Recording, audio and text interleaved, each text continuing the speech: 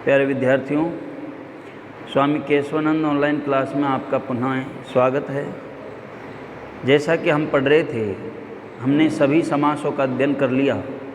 Last समास रहा था हमारा बहुब्री, और बहुब्री समास में आपको मैंने बताया था कि जिस समास का अन्य पद प्रधान होता है वह बहुब्री समास होता है। अब बहुब्री समास के परिभाषा पढ़ ली हमने निर्देश भी पढ़े थे।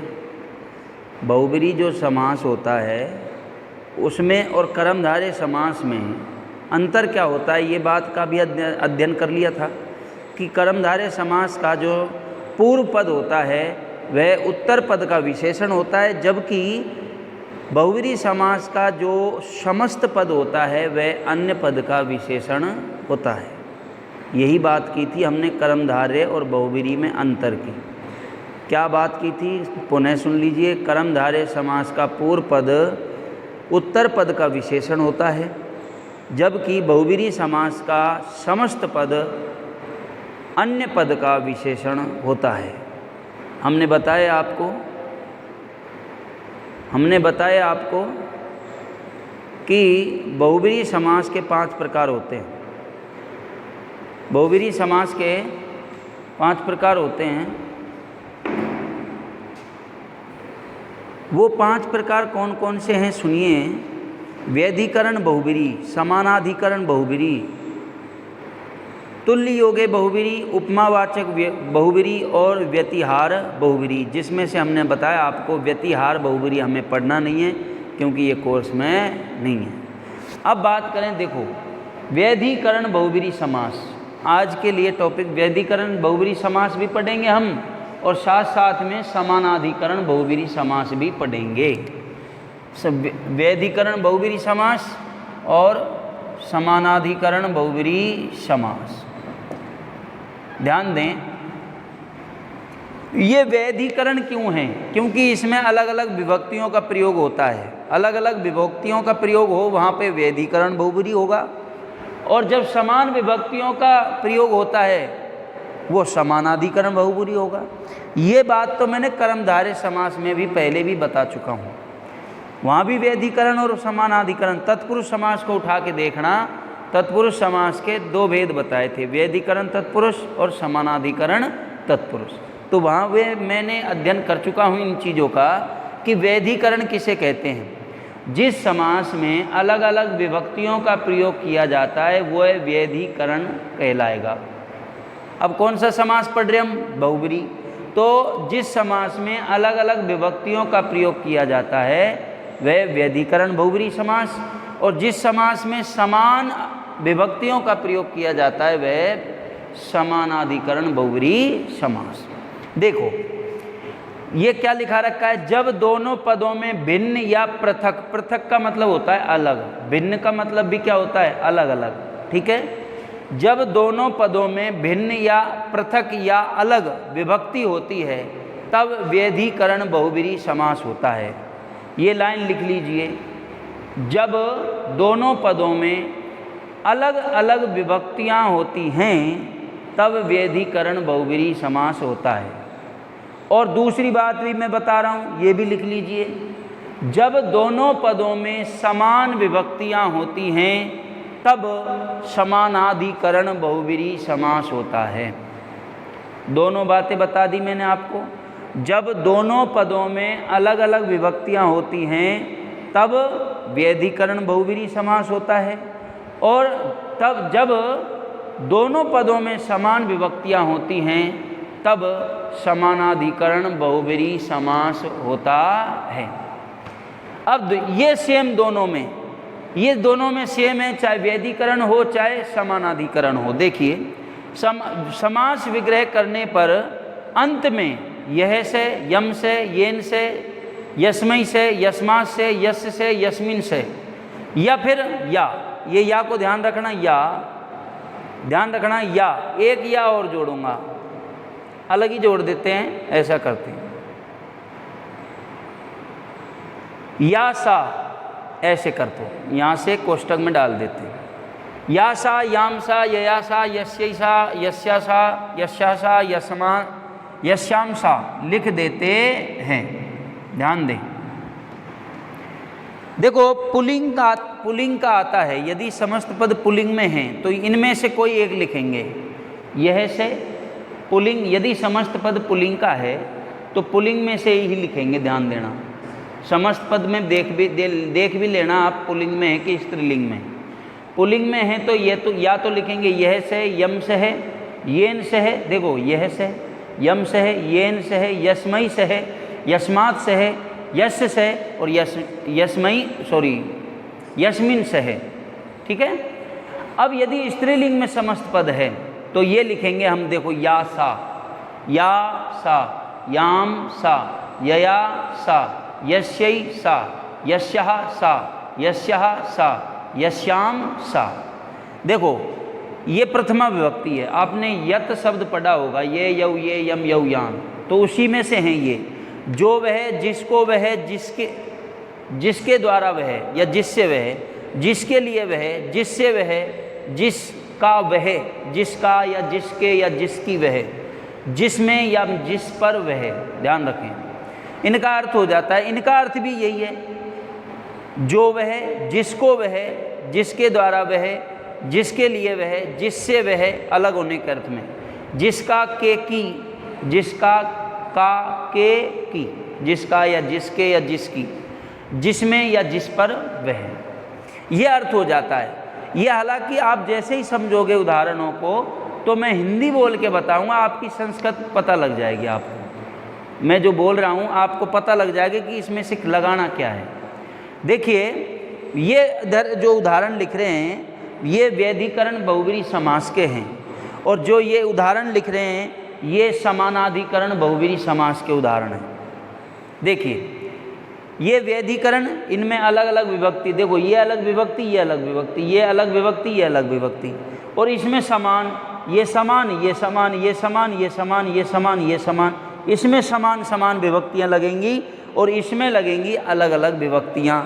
मैंने बताया था दोनों पदों में अलग अलग विभक्ति लगे तो व्यधिकरण बहुब्रीहि समास, और समान लगे तो समानाधिकरण बहुब्रीहि समास। कोई प्रकार की दिक्कत नहीं है। हमने ये भी बता दिया कि इनके, ध्यान दें, समास विग्रह करने पर दोनों में ये सेम बातें हैं। दूसरी जो लाइन है, यह से, यम से है, येन से है, यस्मई से है, यस्मा से, यस से, यस्मिन से, पुल्लिंग का यदि समस्त पद है तो ये लगाते हैं अंत में। या फिर या सा, याम सा, यया सा, यस्यै सा, यस्यः सा, यस्यः सा, यस्याम सा। ये स्त्रीलिंग का यदि समस्त पद है तो नीचे वाला लगाएंगे कोई सा एक, या फिर ऊपर वाला लगाएंगे। पुल्लिंग का समस्त पद है तो ऊपर वाले में से कोई एक लगाना है, स्त्रीलिंग का है तो नीचे वाले में से कोई एक लगाना है। अब समझो, चक्रपाणी मैंने लिखा, चक्रपाणी, चक्र मन चक्र, पाणी मन हाथ। चक्र है हाथ में जिसके वह, चक्र है हाथ में जिसके वह। आपका ध्यान किधर गया? विष्णु। ये विष्णु का ये विशेषण है चक्रपाणी, है कि नहीं है? तो इसका समस्त समास विग्रह दे रखा होगा आपको, चक्रम पाणौ यस्य से, चक्रम पाणौ यस्य से। अलग अलग विभक्तियाँ देख लो। ये व्यधिकरण बहुब्रीहि समास, पहले हम सबसे पहले व्यधिकरण बहुब्रीहि समास पढ़ेंगे, उसके बाद पढ़ेंगे हम समानाधिकरण बहुब्रीहि समास। चक्रपाणी का हमने बता दिया आपको, चक्रम पाणौ यस्य से। अन्य पद प्रधान हो रहा है, कौन सा है? विष्णु। शूलपाणी, शूल, त्रिशूल, शूल का मतलब क्या है? त्रिशूल। ध्यान दें, त्रिशूल है हाथ में जिसके वह, त्रिशूल पाणौ मन हाथ में, यस्य से जिसके वह। किसका, किधर का ध्यान गया आपका? शिव की तरफ। शूलपाणी किसे कहते हैं? शिव जी को। तो शूलम पाणौ यस्य से समास विग्रह होगा, शूलम पाणौ यस्य से, यही लिख रहा होगा आपको। धनुष पाणी का क्या होगा? धनुः पाणौ यस्य से, धनुः पाणौ यस्य से। धनुष है हाथ में जिसके, ये धनुष यहाँ से यहाँ तक, धनुष है हाथ में जिसके, कौन? रामचंद्र। अन्य पद प्रधान हो गया तो इसका समास धनुष पाणी का होगा, धनुः पाणौ यस्य से। कोष्ठक में लिख रहा है रामचंद्र है। चंद्रशेखर है, चंद्रशेखर है, चंद्रमा शिखर पर है जिसके वह, शिव जी। तो समास विग्रह दे रखा है चंद्र है शेखरे, चंद्र है शेखरे यस्य से, चंद्रमा शिखर पर है जिसके वह कौन, शिव है, शिव अन्य पद प्रधान हो रहा है। जैसे रघुकुल जन्मा, रघुकुल में जन्मा कौन है, राम है, रघुकुल में जन्मे कौन है, राम है। रघुकुल में कौन जन्मा, खुद स्वयं रघु है, रघु का पुत्र है अज है, राजा दिलीप है, राम लक्ष्मण भरत शत्रुघ्न ये ढेर सारे रघुकुल में उत्पन्न हुए हैं, लव कुश भी रघुकुल में। तो लेकिन रघुकुल में मेन किसको माना जाता है, राम को, ठीक है। रघुकुल में जन्मा जो है, ध्यान देना भाई, रघुकुल में जन्मा है, जैसे आपको दे रखा है रघुकुले जन्म, रघुकुल में जन्म जिसका वह कौन है, राम।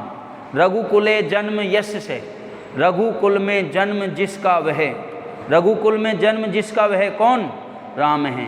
तो रघुकुले जन्मा का होगा रघुकुले जन्म यश से, कौन, कोष्टक में राम है। वीणा पाणी, ये समझिए वीणा पाणी, यहाँ पे समस्त पद पुल्लिंग में दे रखा है। किस में दे रखा है, पुल्लिंग में। वीणा पाणी, वीणा है हाथ में जिसके वह। अन्य पद प्रधान कौन सा हो रहा है, सरस्वती। अब सरस्वती लिंग कौन सा है, स्त्रीलिंग।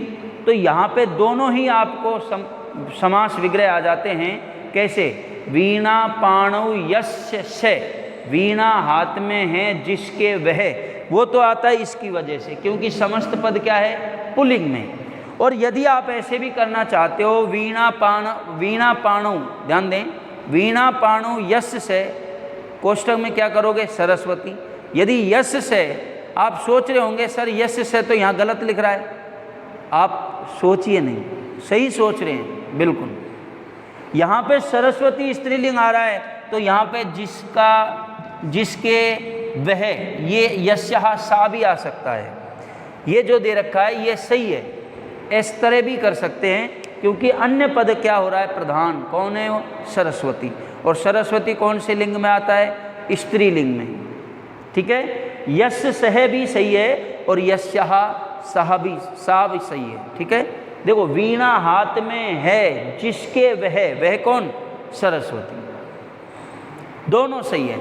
अभी मैंने कर रखा था, देखिए यहाँ पे यस्य से ऐसे कर रखा था, वीणा हाथ में है जिसके वह, इसकी वजह से तो ये जो आपका समास विग्रह है ये इसकी वजह से आया है क्योंकि समस्त पद पुल्लिंग में दे रखा है। अब स्त्रीलिंग में, अब अन्य पद स्त्रीलिंग में प्रधान हो रहा है, तो यहाँ पे हम कर सकते हैं यस्यः सा, यस्यः सा। देखो, यस्य से यहाँ पे हम लिख रहे थे, तो यहाँ पे क्या लिखेंगे, यस्यः सा, स्त्रीलिंग में, ठीक है, समझ गए इधर। अब कंठ काल है, कंठ में काल है जिसके वह, कंठ है, कंठ में काल है जिसके वह, कंठे काल है यस्य से, कंठ में काल है जिसके वह कौन है, शिव है। तो यहाँ पे ध्यान रखना, वैधिकरण समास में, वैधिकरण बहुब्रीहि समास में अधिकांशतः यस्य से यस्य से यस्य से आता है। आ रहा है कि नहीं आ रहा? लेकिन समानाधिकरण में कोई ज़रूरी नहीं आप पीछे यस्य से ही लगाएं, समानाधिकरण में अलग अलग लिखेंगे, इसीलिए मैंने ये बात लिखाई थी। आपको मैं समझता हूँ कि वैधिकरण बहुब्रीहि समास समझ में आ गया होगा। चक्र पाणी का होगा चक्रम पाणु यस्य से, शूल पाणी का होगा शूलम पाणु यस्य से, धनुष पाणी का होगा धनुः पाणु यस्य से, चंद्रशेखरे का होगा चंद्र है शेखरे यस्य से, रघुकुल जन्मा का होगा रघुकुले जन्म यस्य से, वीणा पाणी का होगा वीणा पाणौ यस्यः सा, कंठ काले का होगा कंठे काल है यस्य से। तो विद्यार्थियों, बहुब्रीहि हमने वैधिकरण बहुब्रीहि पढ़ लिया, अब पढ़ते हैं हम समानाधिकरण बहुब्रीहि। इसमें दोनों पदों में समान विभक्तियां होगी और अंत में ये इनमें से कोई एक लगाना है, ठीक है। दत्त भोजनम, ये मात्रा नहीं है, ध्यान रखना। दत्त भोजनम, दिया हुआ भोजन जिसके लिए वह, यानी दिया हुआ भोजन जिसके लिए वह कौन होता है, भिक्षुक। कौन होता है, भिक्षुक। ध्यान रखें, दत्त भोजनम आपको दे रखा है, देखो यहाँ भोजनम नहीं करना, भोजन है, यहाँ ऐसे करिए, ये लो, दत्त भोजन है, ठीक है। दत्त भोजने का क्या करेंगे? दत्तम भोजनम यस्मई से। देखो यस्मई से आ गया, ये लो, ये आ गया, देखो यस्मई से आ गया ना। दिया हुआ भोजन जिसके लिए वह कौन होता है? भिक्षुक। कौन होता है? भिक्षुक। अन्य पद प्रधान हो रहा है, देख लो। दशानन, 10 हैं आनन, आनन का मतलब सिर, जिसके वह 10 आननानी यश से। देखो आपको लिख रहा है 10 आननानी यश से। कौन है वो? रावण। अन्य पद प्रधान हो रहा है। 10 सिर हैं जिसके वह 10 आननानी यश से। ठीक है। चतुर्मुख है, 4 मुख हैं जिसके। चतवारी मुखानी, चतवारी मुखानी यश से। 4 मुख हैं जिसके। कौन? ब्रह्मा। कौन है? यहाँ पंचमुख आ जाता तो पंचमुखानी यश से। कौन है? हनुमान। कौन है? हनुमान। ठीक है। चतुर्मुख है तो यहाँ पे चतवारी मुखानी यश से, 4 मुख हैं जिसके वह कौन? ब्रह्मा। और पंचमुख आ जाता तो पंचमुख आ जाए या पंचमुखी, ध्यान रखना, बहुब्रीहि समास है। अन्य पद प्रधान होता है। हनुमान को कहते पंचमुखी। पंचमुखानी यश से। देखो पीतांबर है, पीतम अम्बरम यश से, पीले वस्त्र हैं जिसके। पीतम अम्बरम यश से, ये भी सही है। पीतानी अम्बरानी यश से, ये भी सही है, गलत नहीं है। पीतानी अम्बरानी यश से, पीतम अम्बरम यश से, ये भी सही है। कौन? विष्णु। ठीक है। नीलकंठ है, नीला कंठ है जिसका। नीलम कंठम यश से, नीला कंठ है जिसका वह। नीलम कंठम यश से, नीला कंठ है जिसका वह। कौन? शिव। कृत कार्य है, कृत कार्य है में ध्यान दें, किए गए कार्य, किया गया कार्य जिसके द्वारा वह। कृतम कार्यम येन से, चेंज हो गया, येन से आपका देखो ये रहा। किया गया कार्य जिसके द्वारा वह। कौन? शिष्य। कार्य कौन करता है? शिष्य करता है। अन्य पद प्रधान हो गया, शिष्य है। कृतम कार्यम येन से है। वीर पुरुषः, वीरः पुरुषः यस्मिन से। देखो अब यस्मिन से कहाँ है? ये रहा। ठीक है। वीर पुरुष हैं जिसमें वह, जिसमें वह, किसमें? गांव में। तो अन्य पद प्रधान हो रहा है, ग्राम है। क्या है? ग्राम है। वीरः पुरुषः यस्मिन से। देख लो आप, वीरा पुरुषः यस्मिन से। पतित पर्ण हैं, पतित पर्ण हैं, गिरे हुए पत्ते जिससे वह। अब गिरे हुए पत्ते किससे गिरते हैं? वृक्ष से। वृक्ष से क्या गिरते हैं? पत्ते गिरते हैं। तो पतितम पर्णम यस्मात् से। देखो ये भी आ गया, यस्मात्। मैंने एक एक का उदाहरण लिया, यहाँ पे सभी का ले लिया, आपको धीरे धीरे आ रहे हैं। गिरे हुए पत्ते जिससे वह, अलग होने के अर्थ में। यदि वृक्ष से पत्ते अलग होंगे तो पंचमी विभक्ति तो लगेगी अलग होने के अर्थ में। तो गिरे हुए पत्ते, गिरे हुए पत्ते जिससे वह, किससे? वृक्ष से। तो अन्य पद प्रधान हो गया वृक्ष। पतितम पर्णम यस्मात् से, वृक्ष है, अन्य पद प्रधान हो गया। आगे है प्राप्त उदक है। प्राप्तम उदकम यम से, यम से है। प्राप्त किया हुआ जल जहाँ से वह, क्या है? ग्राम है, गांव। प्राप्तम उदकम, प्राप्तोदके का होगा प्राप्तम उदकम यम से है। प्राप्त किया हुआ जल जहाँ से वह। कौन? ग्राम है। लास्ट उदाहरण है हत शत्रु। हतः शत्रु है येन से। भाई हमारे हुए शत्रु जिसके द्वारा वह, जिसके द्वारा वह। येन से है, लिख रहा है आपको, येन से है। कौन है वो? राजा। हतः शत्रु है येन से है, मारे हुए शत्रु जिसके द्वारा वह। कौन? राजा। मैंने आपको वैधिकरण बहुब्रीहि भी पढ़ा दिया, समानाधिकरण भी पढ़ा दिया। एक बार समानाधिकरण के उदाहरण रिपीट करते हैं। जैसे दत्त भोजनम, दत्त भोजन है। दत्तम भोजनम यस्मई से, कोष्टक में भिक्षुक है, लिख रहा है आपको। 10 आनने, 10 आननानी यश से, कोष्टक में रावण लिख रहा है। चतुर्मुख है, चतवारी मुखानी यश से, कोष्टक में ब्रह्मा लिख रहा है।